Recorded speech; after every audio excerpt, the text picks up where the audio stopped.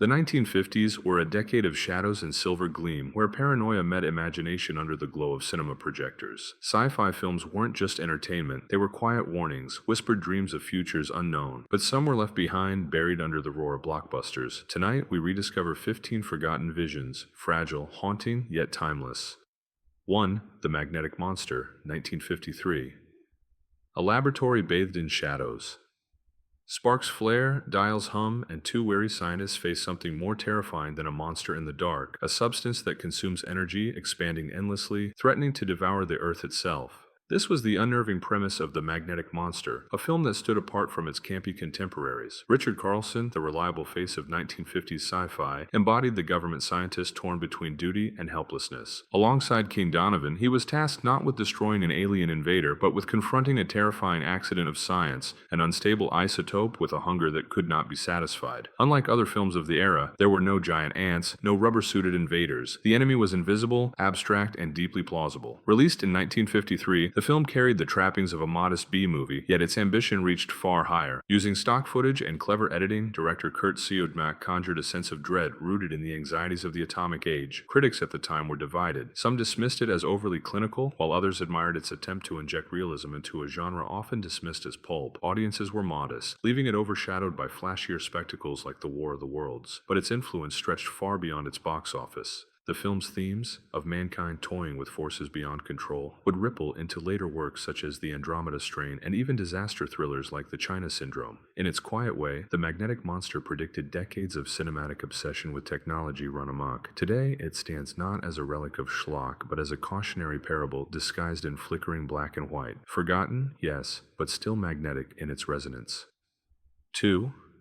Rocketship X-M, 1950. A rocket tears through the void, its crew pressed back in their seats, their eyes wide with a mix of fear and wonder. When it crashes on a barren Martian plain, silence falls. Sand drifts over steel, the astronauts emerge into a world scarred by catastrophe, a world that holds a mirror to Earth's darkest fears. Rocketship X-M starred Lloyd Bridges as a member of the ill-fated expedition. His performance captured the spirit of the era, ambitious, noble, and flawed. Alongside him were fellow explorers who dreamed not of conquest, but of discovery, only to confront ruins of a civilization destroyed by atomic war. This was no simple alien adventure. It was a sermon in the language of science fiction, warning that humanity's destructive fire could leap across galaxies. Released in 1950, it carried urgency. The Cold War loomed. Nuclear headlines filled newspapers. Rocketship X-M beat George Pal's glossy Destination Moon to theaters by mere weeks, stealing some of its thunder despite a smaller budget and improvised effects. Painted backdrops stood in for Martian landscapes, and recycled footage doubled for space sequences. Yet its sincerity gave it weight that bigger productions often lacked. Critics noted its moral message, though some scoffed at its shortcuts. Audiences were haunted by its imagery of Martian skeletons and scorched cities. Not distant fantasy, but a warning of what Earth might become. Its reputation faded with time, buried beneath more polished classics. But its legacy endured. It was one of the first films to entwine space travel with anti-nuclear caution, shaping countless later works where exploration revealed not triumph but tragedy. Forgotten in the archives of science fiction history, Rocketship X-M still burns like a flare in the night sky, a low-budget dream that dared to preach a warning humanity has yet to fully heed. 3rd Kronos, 1957. A desert dawn.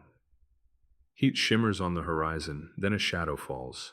A machine the size of a skyscraper, geometric, unblinking, unstoppable. This was Kronos, a film that traded rubber monsters for something colder, more alien. A device that existed only to consume, draining the Earth of energy like a cosmic parasite. Jeff Morrow and Barbara Lawrence led the cast as scientists scrambling to decipher its nature. Their story was human, rooted in fear and fragile hope, contrasting with the silent inevitability of the machine. Relationships cracked under pressure, ethical debates flared, yet the looming question remained. What do we do when the invader cannot be reasoned with? When the threat is not malicious, but mechanical. Released in 1957, Kronos was a modest production from Regal Films, distributed by 20th Century Fox. Special effects, while primitive by modern standards, created an eerie majesty. Matte paintings and miniatures gave Kronos weight, its slow march across landscapes evoking a sense of doom more unsettling than any roaring creature. Critics were lukewarm, labeling it pulp with ideas beyond its budget. Audiences largely overlooked it, preferring flashier hits like The Incredible Shrinking Man, yet time has vindicated it. Its themes of overconsumption and technological indifference resonate louder today than ever. It prefigured films where humanity's creations or careless appetites become their undoing, from The Terminator to The Matrix. Even the city-leveling scale of Independence Day carries Kronos' DNA. Though seldom remembered, Kronos stands as a vision ahead of its time, a reminder that science fiction need not roar to terrify. Sometimes the most frightening enemy is one that doesn't hate us at all. It simply does not care. 4. The Quatermass Experiment. 1955. A rocket crashes in a foggy English field. Villagers gather, eyes wide, as smoke curls from twisted steel. From within emerges one survivor, pale, trembling, and harboring a secret that chills even the most rational mind. This was The Quatermass Experiment, a story where science met horror, and the stars delivered something unspeakable back to Earth. Brian Donlevy, playing the stern Professor Bernard Quatermass, became the unlikely anchor of this chilling tale. Unlike the swashbuckling heroes of American sci-fi, Quatermass was stoic, clinical, and morally conflicted. His investigation into the lone astronaut's condition became not just a scientific quest, but a meditation on the risks of ambition unchecked. What happens when mankind dares reach too far, only to bring back something it cannot contain? Released in 1955, the film embraced dread over spectacle. Hammer Films, still years away from their gothic reign, leaned into science fiction with a horror edge. The X in the title was no accident. It advertised its daring embrace of Britain's new X rating, a badge of danger that promised audiences something they had never seen before. Critics were split. Some hailed its boldness, others called it grotesque. Audiences, however, were entranced, making it a surprise success. Its influence rippled outward. Hammer expanded the story into sequels, Quatermass 2 and Quatermass and the Pit, each exploring mankind's uneasy relationship with the unknown. More importantly, it laid the groundwork for infection and body horror stories that would later dominate cinema. From John Carpenter's The Thing to Ridley Scott's Alien, echoes of Quatermass remain unmistakable. Forgotten by casual moviegoers, but revered by genre historians, The Quatermass Experiment stands as one of the 1950s most haunting parables, a story that warned not of alien invasion from without, but contamination from within, the terror of humanity becoming the very thing it fears. 5. The Man from Planet X, 1951. Mist drapes the Scottish moors. A lonely observatory stands against the night sky, its windows glowing faintly. Then from the fog, a spacecraft lands, not with fire and thunder, but with a hush. From it emerges a figure, small, frail, yet unforgettable. This was The Man from Planet X, a film that proved terror could be whispered rather than shouted. At its heart was Professor Elliot, his daughter Enid, and journalist John Lawrence, drawn together by curiosity and the unknown. Their encounter with the alien was not one of instant hostility, but of tension and ambiguity. Was he friend or invader? His round glass helmet and fixed stare created an image that haunted audiences. His silence, his gestures, all suggested a being as vulnerable as he was dangerous. Released in 1951, the film was made on a shoestring budget, shot quickly on leftover sets from Joan of Arc. Critics noted the cramped visuals, yet this only added to its claustrophobic atmosphere. What it lacked in spectacle, it compensated with mood. Audiences at the time didn't know what to make of it. Some dismissed it as pulp, others found it eerily atmospheric, but its influence proved lasting. The Man from Planet X is often credited as one of the first films to portray an alien as more than just a monster, as a complex outsider whose motives could be misunderstood. This subtlety would ripple into later masterpieces like Close Encounters of the Third Kind and E.T. Today, it remains a quiet milestone too often forgotten, a film that reminds us that first contact might not come with destruction, but with a trembling hand extended through fog. 6. The Thing from Another World, 1951. Snow swirls across the Arctic night.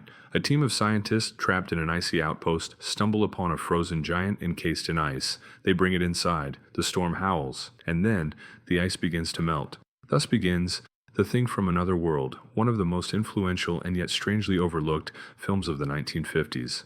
Kenneth Tobey led as Captain Hendry, commanding both soldiers and scientists in a fragile alliance. Opposite him was Dr. Carrington, whose obsession with knowledge blinds him to danger. At the center of the conflict was the creature itself, tall, silent, terrifying, portrayed by James Arness under heavy makeup. This wasn't just a battle against an alien, but against hubris, mistrust, and the question of whether science should ever override survival. Released in 1951, it was produced by Howard Hawks. Though Christian Nyby received directing credit, critics hailed its suspenseful pacing, rapid-fire dialogue, and chilling atmosphere, it became a box office success, yet over time it was overshadowed by louder monster movies of the decade. Its legacy survived not in fame but in echoes. John Carpenter's 1982 reimagining, The Thing, would later elevate the concept to cult legend. Yet without this earlier version, there would be no Carpenter classic. The Thing from Another World pioneered the base under siege template, later repeated in countless sci-fi and horror tales, from Alien to The X-Files. Though often dismissed as dated, it remains one of the most intelligent and atmospheric of the 1950s cycle. Its message still resonates. Sometimes the most dangerous thing isn't the monster outside, but the divisions within. 7. When Worlds Collide, 1951. A comet streaks across the heavens. Its fiery path promises not wonder, but annihilation. Scientists calculate, governments dismiss, and ordinary people cling to hope. This was the premise of When Worlds Collide, a film that dared to ask what happens when humanity knows its days are numbered. The story followed David Randall, a pilot drawn into a desperate plan to save humanity, and Joyce Hendren, torn between love and loyalty as society crumbles around her. Their relationships grounded the spectacle, showing how ordinary people would face extraordinary doom. Released in 1951, the film was a Paramount production with George Pal as producer, fresh from his triumph with Destination Moon. Its special effects dazzled. Miniature cities swept by tidal waves, rockets launching into the unknown. Critics admired the ambition, and it won the Academy Award for Best Visual Effects. Yet over time it slipped from memory, eclipsed by later apocalyptic spectacles. But its influence is undeniable.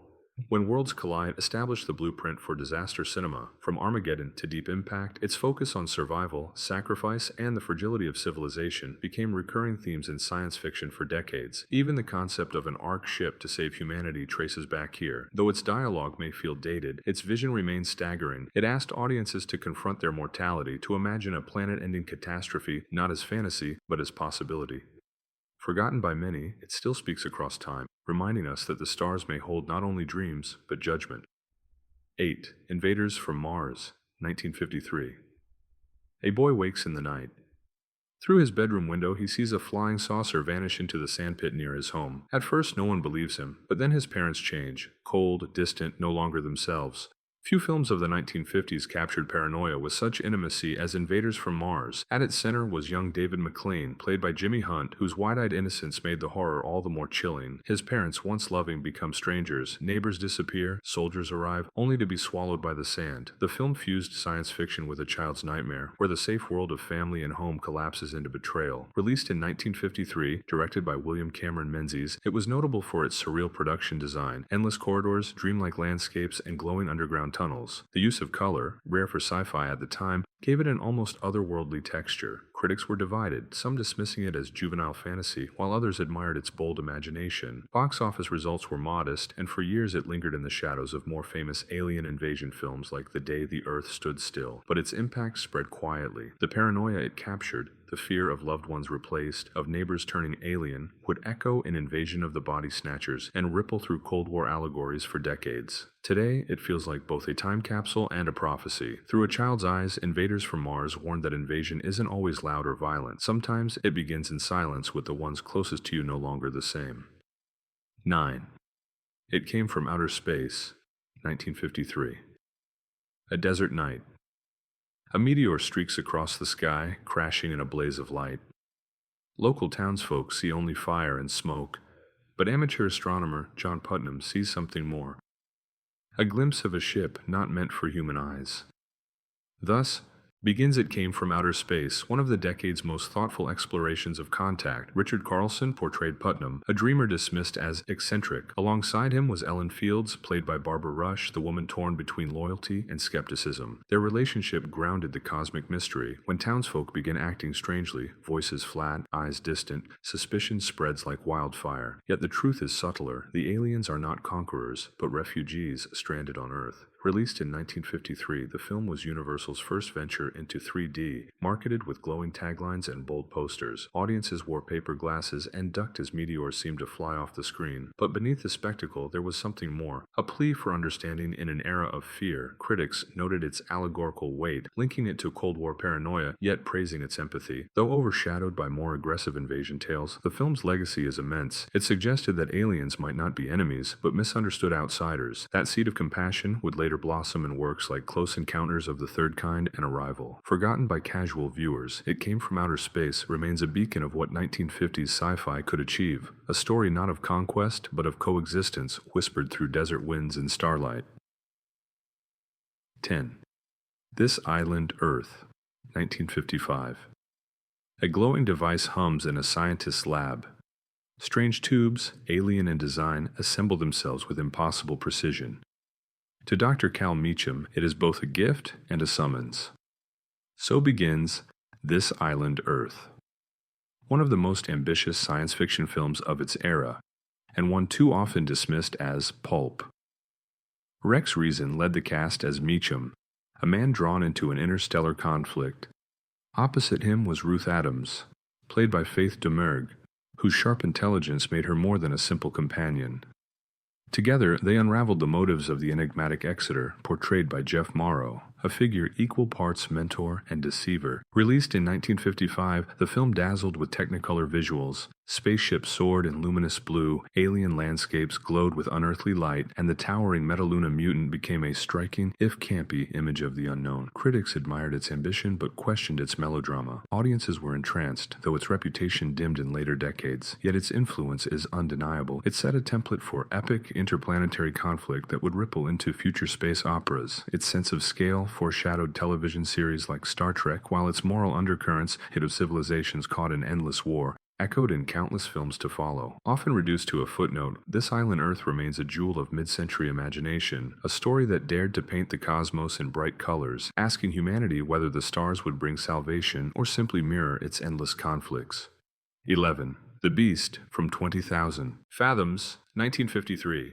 Fog curls along a pier, a lighthouse beam sweeps the sea. Suddenly, a colossal shadow rises from the waves, reptilian, ancient, unstoppable. This was The Beast from 20,000 Fathoms, a film that gave birth to a genre, and yet is often forgotten in its own right. Paul Christian played Professor Nesbit, the lone survivor of an Arctic expedition who witnesses the awakening of the Rhedosaurus, a prehistoric creature released by atomic testing. His warnings are met with disbelief until the monster marches toward New York, leaving destruction in its wake. It was not just a story of survival, but a cautionary tale of science unchained. Released in 1953, the film became a landmark for its groundbreaking special effects by Ray Harryhausen. The stop-motion animation brought the creature to terrifying life, inspiring generations of filmmakers. Critics praised its spectacle, and audiences made it a box office hit. Yet in later years it was eclipsed by its own offspring, Godzilla, 1954, which drew heavily from its themes and imagery. Its legacy, though, is immeasurable. It launched the atomic monster craze of the 1950s, paving the way for everything from Them to Jurassic Park. It gave cinema one of its first true event creatures, not a man in a suit, but a living nightmare crafted frame by frame. Forgotten by many, The Beast from 20,000 Fathoms still roars across time. It reminds us that beneath every scientific triumph may lurk a shadow from the depths, waiting to rise again. 12. Forbidden Planet, 1956. A shimmering world beneath twin moons, towering ruins of a vanished race, and a robot, Robbie, polite yet powerful, who would become an icon. Forbidden Planet wasn't just another 1950s sci-fi film, it was Shakespeare in space, a cosmic dream woven in CinemaScope. Leslie Nielsen, in an early straight role, played Commander Adams, leading his crew to the mysterious planet Altair 4. There they encountered Dr. Morbius, portrayed by Walter Pidgeon, a man consumed by the secrets of a lost civilization. His daughter Altera, luminous in her innocence, symbolized the fragile bridge between old knowledge and new desire. Their relationships crackled with tension, love, and looming danger. Released in 1956, the film was a lavish MGM production, boasting pioneering electronic music, sprawling sets, and effects ahead of their time. Critics hailed its ambition, though some found its pacing cerebral. At the box office, it performed well, yet its true reputation blossomed later as cinephiles recognized its influence. Its legacy is profound. Forbidden Planet directly inspired Star Trek, from its starship crew structure to its moral dilemmas. Its themes of forbidden knowledge echo in 2001, A Space Odyssey, and beyond. And Robbie the Robot became one of cinema's most enduring icons, a figure of both charm and menace. Though remembered by enthusiasts, it is still oddly overlooked by the mainstream. Yet among forgotten treasures, Forbidden Planet shines brightest, a reminder that 1950s sci-fi could reach for poetry, for tragedy, for myth, a film less about aliens than about ourselves and the monsters we carry within. 13. The Day the World Ended, 1955. The sky glows red. Ash drifts across a ruined valley, A handful of survivors huddle in a lonely canyon, the last remnants of a world scorched by nuclear fire. Roger Corman's The Day the World Ended wasn't just another monster film, it was a tale of fear, survival, and the fragile line between humanity and extinction. At its core were Jim Madison, a scientist turned reluctant guardian, and his daughter, Louise. Into their fragile refuge stumbled strangers, a geologist, a prospector, and a dangerous man whose greed and suspicion poisoned the air. Their uneasy alliances mirrored the paranoia of the era. Outside, unseen at first, lurked a mutated creature, a shadow of mankind's mistakes. Watching, waiting. Released in 1955, the film was shot on a shoestring budget, typical of Corman's early career. Sets were sparse, the monster suit crude, yet the atmosphere carried surprising weight. The claustrophobic canyon setting became a stage for human conflict as much as science fiction spectacle. Critics scoffed at its limitations, but audiences, especially drive-in crowds, found themselves drawn to its apocalyptic imagery. Its legacy is subtle, yet powerful. The Day the World Ended was among the first to fuse nuclear dread with post-apocalyptic survival, a theme that would echo in films like The Road Warrior and The Book of Eli. It showed that the end of the world could be intimate, not grandiose, a handful of people clinging to life against the silence of ruin. Forgotten by most, it still matters because it whispered the unspoken truth of its decade, that the bomb might not just kill millions, but leave a broken few to inherit a world no longer worth saving. 14. The Fly, 1958. A laboratory filled with buzzing wires and trembling beakers. A scientist steps into his own invention, a gleaming teleportation chamber. His experiment succeeds, but with a tiny, fateful flaw. So begins The Fly, one of the 1950s most haunting and tragic science fiction tales. David Hedison played André Delambre, the brilliant mind driven by ambition. Opposite him was Patricia Owens as his devoted wife Helene, whose love story slowly twists into horror. Her discovery of her husband's fate, not through gore but through quiet dread, remains one of the decade's most poignant sequences. Vincent Price added gravitas as Francois, the brother whose calm presence framed the tragedy. Released in 1958, The Fly was a 20th Century Fox production, marketed with lurid posters but executed with surprising restraint. Critics were intrigued, some calling it grotesque, others admiring its tragic heart. Audiences made it a hit, though over time it faded behind louder monster titles. Yet its influence would not die. It inspired sequels in the 1960s and decades later. David Cronenberg's 1986 remake, a masterpiece that redefined body horror. But even in its original form, The Fly carried a message timeless in its resonance, that science without caution, ambition without humility, can unravel the very fabric of human identity. Forgotten by many casual viewers, The Fly is not just a monster film. It is a love story poisoned by fate, a reminder that sometimes the greatest terror is not the creature in the shadows, but the transformation of someone we love. 15. The Angry Red Planet, 1959.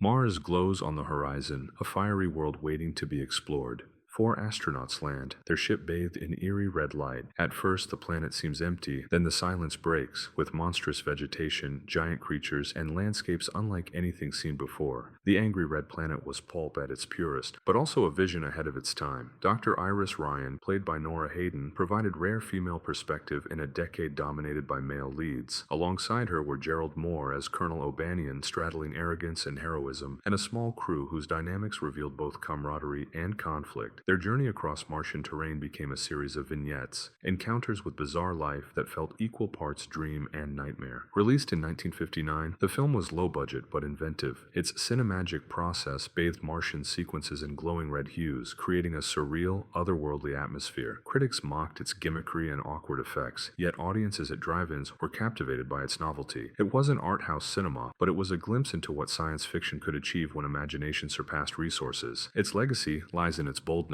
Decades later, filmmakers like Tim Burton and Guillermo del Toro would cite its surreal visuals as inspiration. It also hinted at the fascination with Mars that would dominate later sci-fi, from Total Recall to The Martian. Though often dismissed as kitsch, The Angry Red Planet still pulses with creativity, a reminder that even the humblest films can leave a lasting mark. Forgotten by history books, it endures in the minds of dreamers, a crimson postcard from another world. The 1950s gave us rocket ships, mutants, and monsters, but also fragile dreams stitched in celluloid. These forgotten films still flicker with life, waiting to inspire again. If you believe in rediscovering cinema's lost gems, subscribe, like, and join us, because the past is never truly past.